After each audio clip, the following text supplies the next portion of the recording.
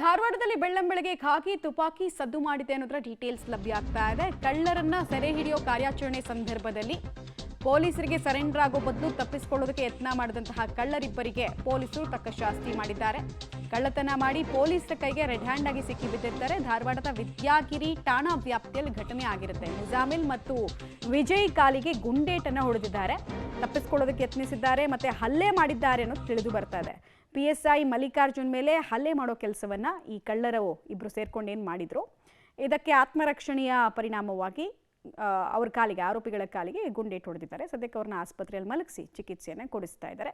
ಇನ್ನು ಹಲ್ಲೆಗೊಳಗಾದಂತಹ ಪೊಲೀಸ್ ಸಿಬ್ಬಂದಿ ಕೂಡ ಆಸ್ಪತ್ರೆಯಲ್ಲಿ ಚಿಕಿತ್ಸೆ ಪಡಿತಾ ಇರುವಂತಹ ಸಂದರ್ಭವನ್ನು ಗಮನಿಸ್ತಾ ಇದ್ದೀರಾ. ಯಾವ ಮನೆ ಕಳ್ಳತನವನ್ನು ಮಾಡಿದ್ರು ಮತ್ತೆ ಹೆಬಿಚುವಲ್ ಅಫೆಂಡರ್ಸ್ ಇವರು, ಏನೇನು ಹಿನ್ನೆಲೆ ಇವ್ರದ್ದು ಅನ್ನೋದೆಲ್ಲ ತನಿಖೆಯ ನಂತರ ಬೆಳಕಿಗೆ ಬರಬೇಕಾಗಿದೆ. ಪೊಲೀಸರು ಮಿಂಚಿನ ಕಾರ್ಯಾಚರಣೆಯ ಮೂಲಕ ಕಳ್ಳರನ್ನ ಬಂಧಿಸಿದ್ದಾರೆ. ಕೇವಲ ಕಳ್ಳರವರು ಅಥವಾ ದರೋಡೆಕೋರರ ಅನ್ನೋದು ಕೂಡ ತಿಳಿದು ಬರಬೇಕಾಗಿದೆ.